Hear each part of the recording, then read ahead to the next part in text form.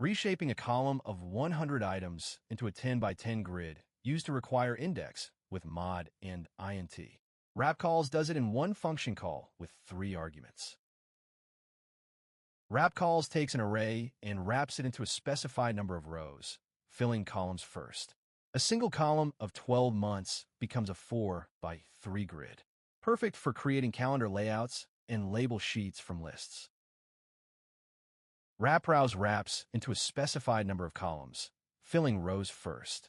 Use it to create fixed-width table layouts from variable-length lists or to arrange items into a grid for display purposes. Combine with sort and filter to create multi-column sorted lists. Reshape survey responses, create print-ready label grids, or convert between wide and long data formats with minimal formula work. 4 real examples: converting a product list into a 3-column catalog layout, reshaping monthly data into a calendar grid, creating a multi-column drop-down source, and building a print-ready address label sheet.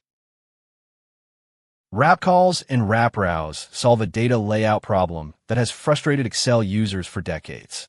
Subscribe for more modern function tutorials.